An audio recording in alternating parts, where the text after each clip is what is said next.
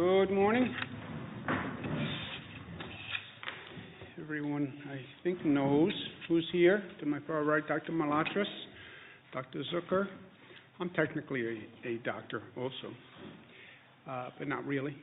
Melissa DeRosa, Secretary to the Governor. Robert Mejica, Doctor of the Budget. Let's talk about today's numbers and where we are today. Total number of newly hospitalized is up from yesterday, but when you look at the three-day averaging of these numbers, the three-day average is down, which is good news. This is the three-day hospitalization rate. We tend not to look at any one day. Day to day, it's up somewhat, but if you look at the three-day average, it's moving down, which is good news. We talk about the apex, and is the apex a plateau? And right now we're projecting that we are reaching a plateau in the total number of hospitalizations, and you can see the growth, and you see it starting to flatten. Again, this is a projection. It still depends on what we do, and what we do will affect those numbers. This is not an act of God that we're looking at. It's an act of what society actually does. Change in daily ICU admissions is way down, and that's good news. The daily intubations number is down, and that's good news. The discharge rate is right about where it was. The bad news is 5,489 New Yorkers have lost their lives to this virus. That is up from 4,758. That is the largest single-day increase. And we talk about numbers, but that's 731 people who we lost. Behind every one of those numbers is an individual, is a family, is a mother, is a father, is a sister, is a brother. So a lot of pain, again today, for many New Yorkers, and they're in our thoughts and prayers. Many people across this country.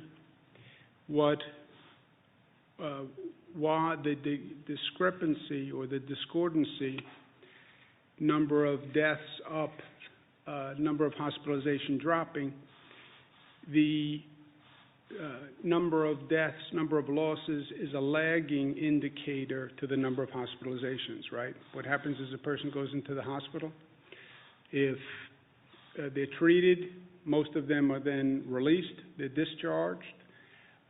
Some stay, some get put on a ventilator. The longer you are on a ventilator, the less likely that you will ever come off that ventilator. And that's why you're seeing the number of deaths increase, because these are people who came in at the peak. They were not successfully treated. They're on a ventilator. The longer you're on a ventilator, the less likely you come off the ventilator. New York is still the most heavily impacted state in the nation. New Jersey, which is on the curve a little bit behind New York, is suffering. And again, our thoughts and prayers are with them. I spoke to Governor Murphy of New Jersey today, and we talked through the situation and working on joint strategies, but our heart goes out to all of our neighbors in New Jersey, Michigan, California, Louisiana. In terms of how we're operating, how we're managing the situation, as we know, the hospital system basically is a three-legged stool. It relies on number of beds, number of staff, and the equipment. Number of beds, we have started with a system of about 53,000 beds statewide. We're up to about 90,000 available beds, so we have more than enough beds available. Staff has been a problem. Staffing, healthcare staff is getting sick. They're overworked, they're stressed, they're under great emotional stress. You know, think about these healthcare workers. You're working in a hospital, in an emergency room that's overwhelmed. You're worried about your own health. You then go home. You're worried about bringing a virus home if you're infected. At home is under stress, as every home is under stress. About 7,000 new staff have been hired from the pool that we have identified. These are retired healthcare workers who came forward. These are people from across the country who came forward. The state has a pool of potential employees. The hospitals hire from that pool, and they've hired about 7,000 to date. Equipment, that's the protective equipment, ventilators, where we are stretching and moving, but every hospital has what they need to date. And then we balance the patient load among all hospitals, so no hospital, single hospital or system gets overburdened, and that's a daily adjustment which takes tremendous cooperation among all of the healthcare institutions. I thank them very much for what they're doing. And then we have the overload relief, which is the Javits Center, 2,500 beds, and the U.S. Navy Ship Comfort. The U.S. Navy Ship Comfort had 1,000 bed capacity. It was originally for non-COVID patients. What wound up happening was we don't really have non-COVID patients. Closed down society, there's fewer traffic accidents, crime is down. So the original plan, which was the Comfort would take non-COVID cases from the hospitals, didn't really work because the hospitals didn't have non-COVID cases. I called the president yesterday morning, asked him to speak to the Department of Defense to see if they would change it to COVID. The president, to his credit, moved expeditiously, called me back yesterday afternoon, said they would make the Comfort non-COVID. COVID. When they make that transition, the capacity of the ship comes down from 1,000 to 500 beds because COVID patients require a greater treatment area, more space, and therefore the capacity of the ship came down from 1,000 to 500. It's still a tremendous benefit. So between Javits and the Comfort, that's 3,000 beds, which is a welcome overload relief to the hospital system, which is already extraordinarily stressed. But I spoke to General Shaughnessy today, who we spoke through the Comfort and Javits. The Department of Defense has been fantastic, and the number of military personnel they have sent up here and how quickly they've sent up here, and this is a tough assignment to run facilities this large and to come up to speed and to be handling this many COVID patients in a new startup emergency facility.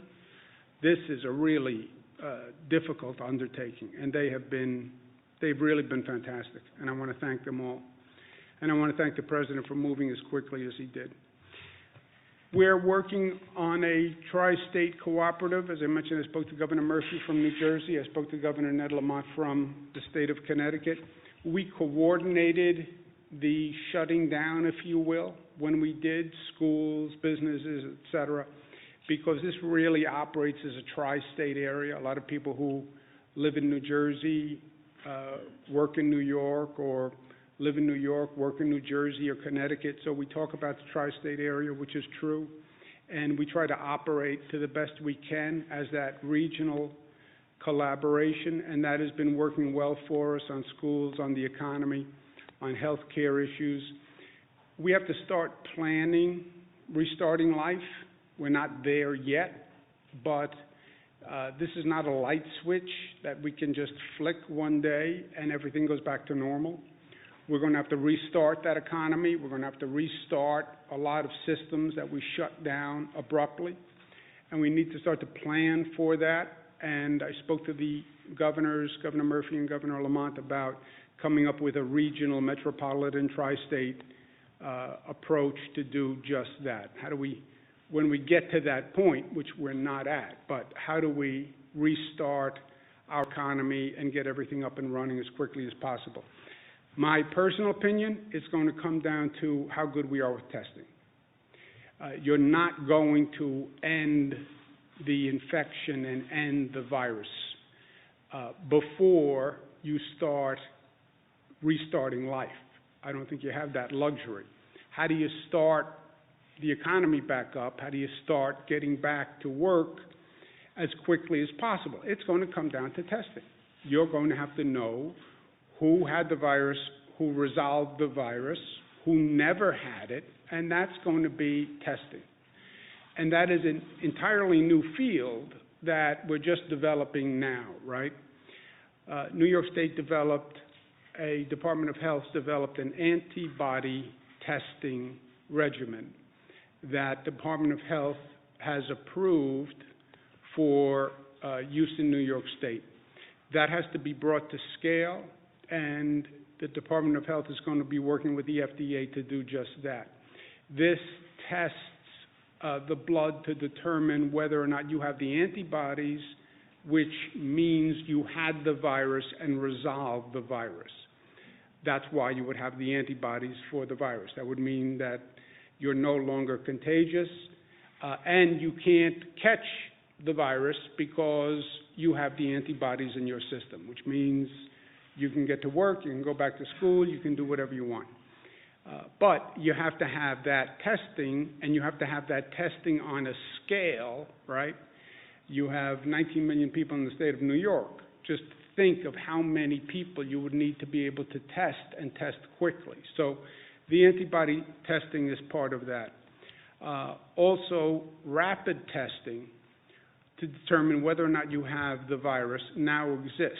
They have, quote-unquote, 15-minute tests that are commercially available. But again, they have to be brought to scale.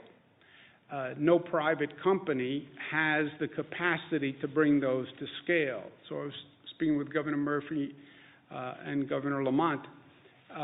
We are interested in working with private companies that can actually bring this testing capacity to scale, and to scale quickly. Because again, if you have the antibody testing, that's part. If you can then test if a person is positive for the virus, and you can do it that day, and you can get those results in 15 minutes, that's also another way to get back to life and do it quickly. So we're very interested in that in New York, so is New Jersey, so is Connecticut. There are private companies that have these tests. Again, it's all up to scale. We're starting them in the state of New York, but we only have about a 50,000 person testing capacity, which is nice, but it's not of a scale that's actually going to make a large difference. So private companies that are interested in getting into this space and coming up to scale quickly, we are interested in those companies, and we're interested in investing in those companies, and they should contact us at Empire State Development Corporation. Also restarting life, the state budget, not just this state, but every state budget has been decimated by this situation. You shut down the economy, people aren't working, they're not paying income taxes, businesses aren't operating, so our budget just collapsed, right? Our revenues just collapsed. You want to restart the economy, you have to help restart the local governments, and that's going to be a federal act. I don't have the capacity as a governor, no governor does, to generate revenue in a positive way from an economy that's not operating. That is going to be a federal stimulus bill. There's no other way to do this. And it has to be a stimulus bill that actually understands you have state and local governments that have to be brought up to speed and functioning if you want to facilitate this restarting of the economy. Federal government passed some legislation. As I've said at the time, it was woefully inadequate from New York's point of view. We then have had some time to actually study the legislation. It actually gets worse when you read it, and it's not even what was represented to us initially. So I'm sending our congressional delegation a letter today saying the past legislation did good for the nation, I have no doubt, gave aid to a lot of people and places that needed it. but it was not fair to New York, and that has to be remedied in any legislation that goes forward. The last point, I know it's been a frustrating 37 days, but it's only been 37 days on the other hand. I know it feels like a lifetime. It's been so disruptive, so abrupt, so frightening, so disorienting, but it's only been 37 days, right? Everything in context and everything in perspective. I know it's tough to get up every day, and this is like Groundhog Day, living through this bizarre reality that we're in. It's even more difficult, I think, with the weather changing, and you feel the seasons changing, and it's getting nicer, and you start to open a new book of possibilities, and now the weather's getting nice, and I should be getting outdoors, and I should be doing this, and I should be doing this. I get it. But it's only been 37 days. And I started by saying those numbers of cases, that's not arbitrary. What we do affects the number of cases. Our behavior affects the number of cases. We're generating the cases. They're not descending on us from heaven, right? It's our behavior. So it's been 37 days. The 1918 pandemic that we talk about peaked in New York for 6 months. It came through in 3 waves, and it peaked for 6 months. 30,000 people died in New York during that pandemic. Why? They didn't react the way we did. They didn't know as much as we know today. They didn't have the same drug therapies. But we are changing the curve in that virus growth. You see that plateauing. That's because of what we are doing. If we don't do what we are doing, that is a much different curve. And that's what happened in the past. So social distancing is working. Well, you shut down all the businesses. I know. Well, you shut down all the schools. I know. But it is working. That's why you see those numbers coming down. If we were doing the same rate of interaction, those numbers would still be going up. So to the extent we see a flattening or a possible plateau, that's because of what we are doing, and we have to keep doing it. I know it's hard, but we have to keep doing it. And to the extent it takes an effort, remember at this time it is about we, and it is not about me. I know what I would like to be doing. I would like to be going, it's motorcycle weather for me. It's time to get out on the water. It's time to go hiking in the Adirondacks. I get it. It's not about me. It's not about me. What I do will affect other people. It will affect my family. It will affect other people. It will affect people in those emergency rooms who are killing themselves every day to keep other people safe. I get infected, I will affect them. So we all talk about society and community and interconnection and interrelation and family, and life is bigger than us. Now is the time to live that, right? Now is the time to live that. So when you feel that need, I have to do this. It's not about me. It's about we and what's good for all of us. And my health is in your hands. And your health is in my hands. And the health of those healthcare workers and those first responders and all those people who have to show up to work every day to keep society functioning, we are responsible to them also. So to the extent it's hard, I get it. But maybe if we think about it through a different lens, a broader lens, it'll be a little easier. So let's not get complacent. We have to stay disciplined. We have to stay smart. We have to stay safe. And we do that by staying at home. And we will get through this together.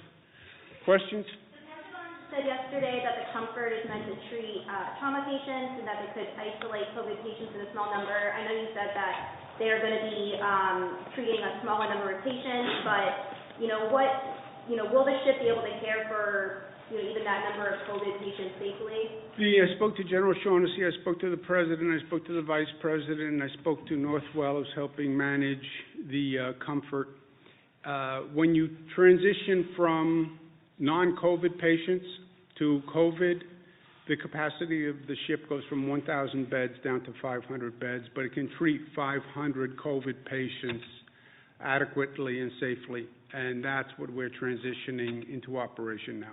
On the antibody test, like if Dr. the Zerb, you want to speak FDA about the approves it antibody tomorrow, how long is it going to take to get any of your So we have a test at our Wadsworth lab that we have developed. We're working to scale that up now.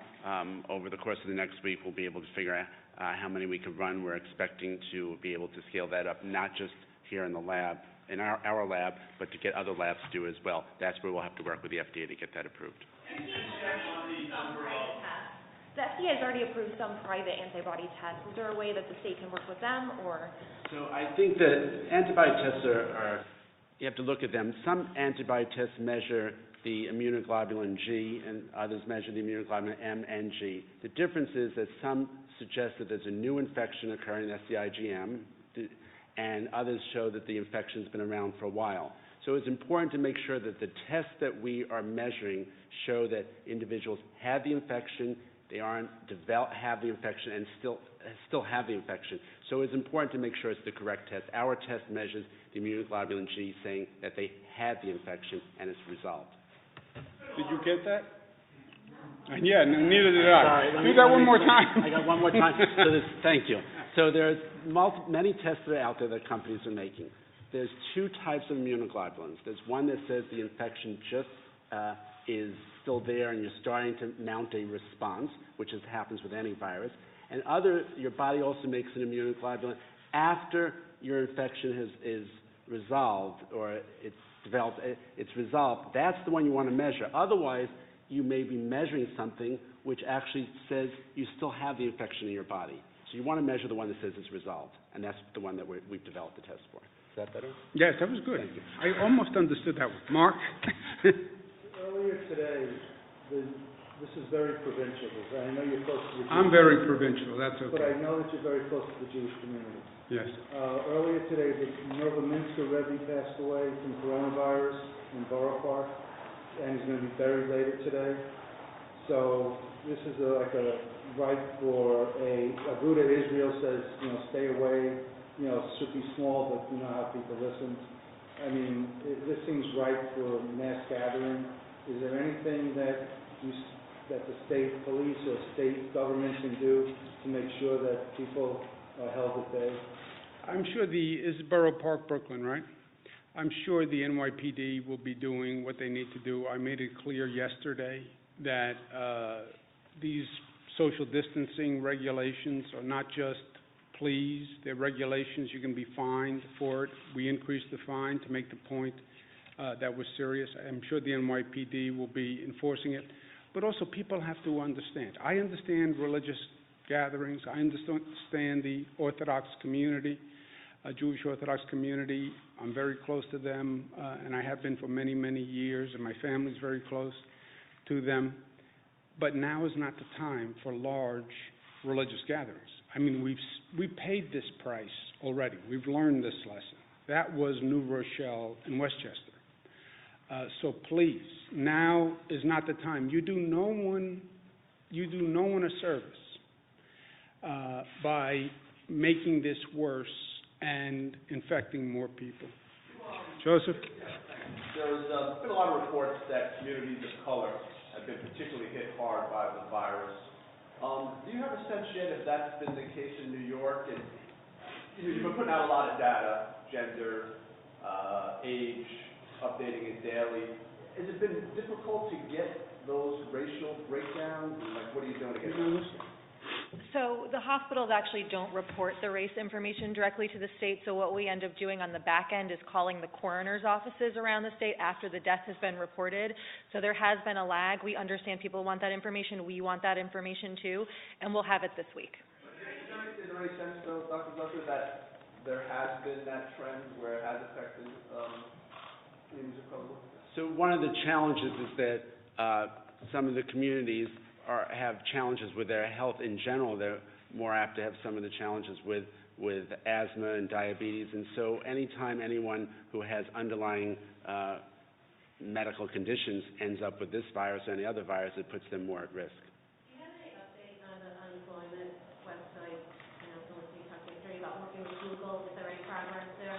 There is progress there, and we'll have that new interface up and running by Thursday. And we've actually worked with Verizon. A lot of the problem was the lines were crashing because the volume was so extreme. We've now moved 80% of the incoming calls off of the Verizon system and into call centers, and so you should start to see some easing up on that today.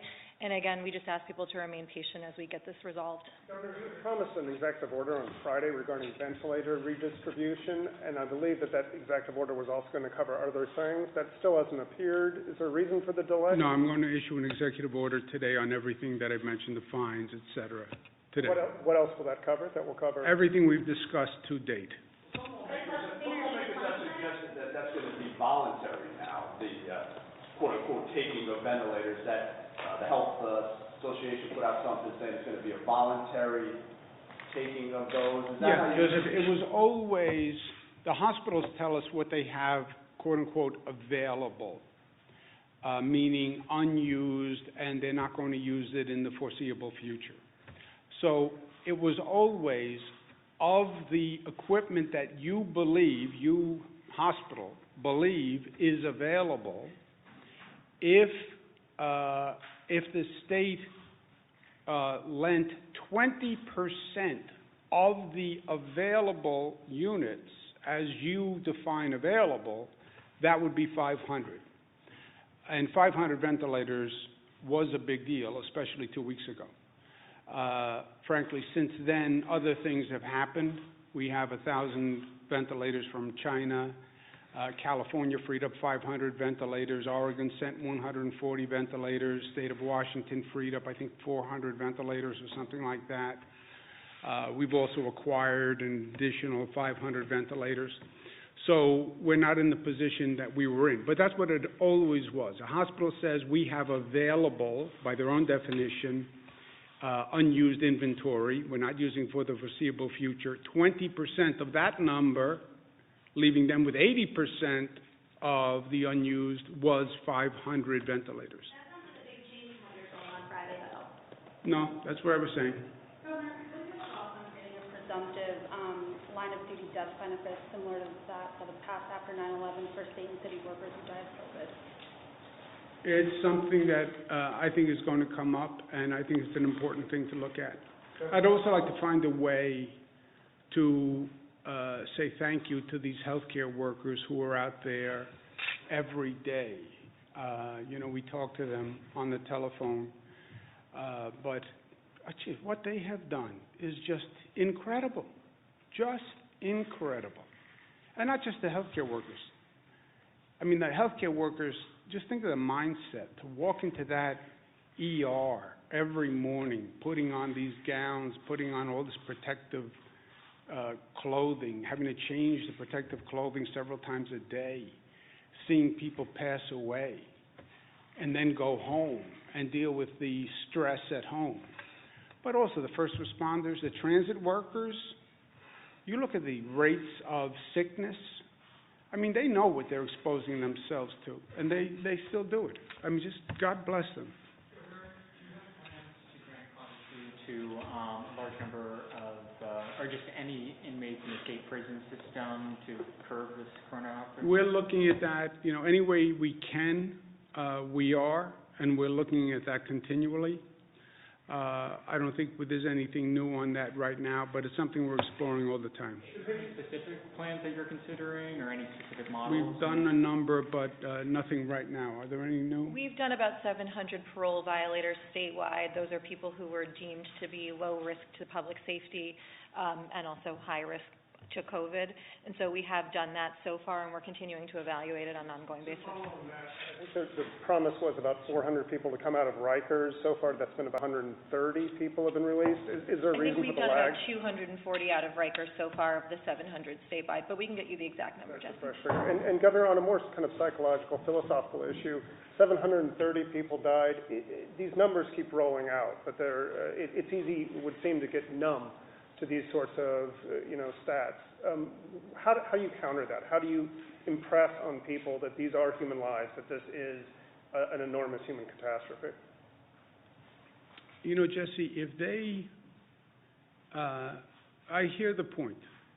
I guess one could get numb to the numbers. That's why I said, remember, every number is a human being behind that and a family. For myself, I can tell you, the last thing I do is get numb. I can tell you for the hospital staff that goes through this, they're not getting numb. For the families who are suffering, they're not getting numb. The pain is increasing. The grief is increasing. I mean, you see those pictures on TV of getting to a situation where you have to put bodies in trucks, in parking lots. I mean, how you could get numb to any of this, I can't imagine, especially New Yorkers, that we lose the humanity of this. It's something I struggle with every day. I try to think of the opposite, that, we are doing good, because you can't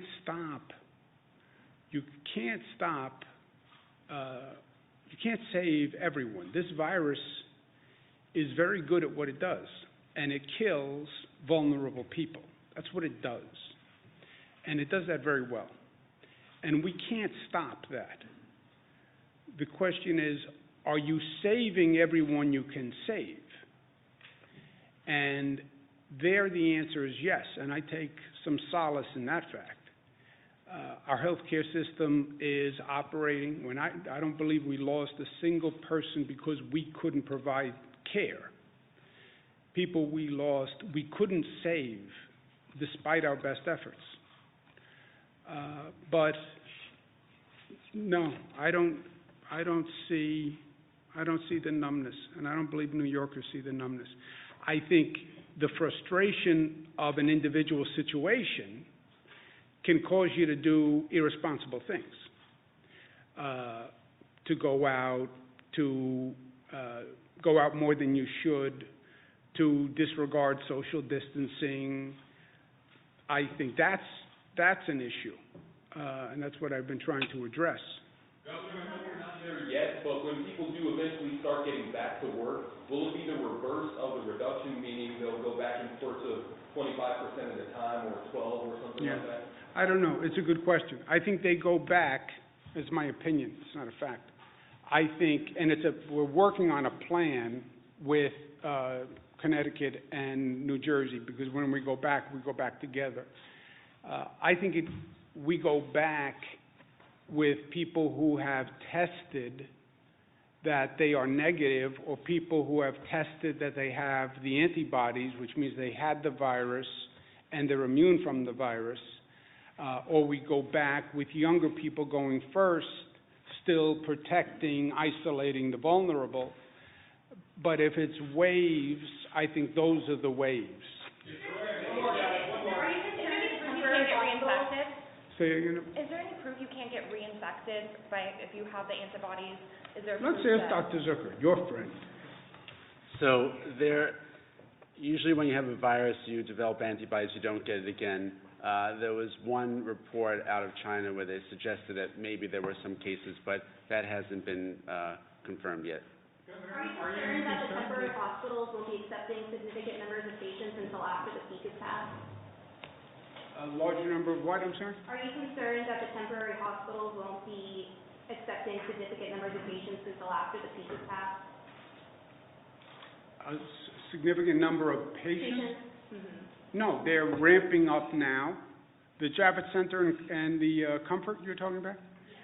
The Javits and Comfort, well, there's two separate situations.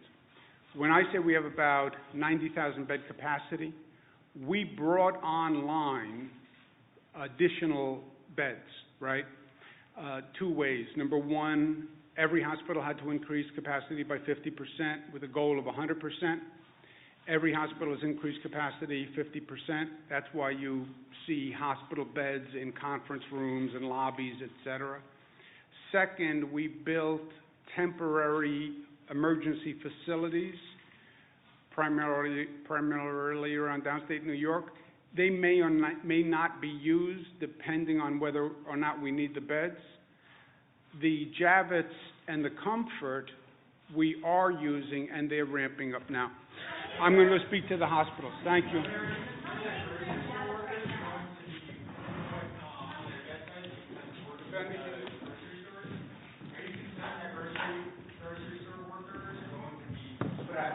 Is there any plans on how to address grocery workers and their safety? Grocery store workers, transit workers, first responders, police officers, these are all, in my opinion, heroes of today because they get up every morning, they go to work, so society stays safe and functioning. And we're doing everything we can to protect them. But we owe them a big thank you. Thank you, guys. Thank you.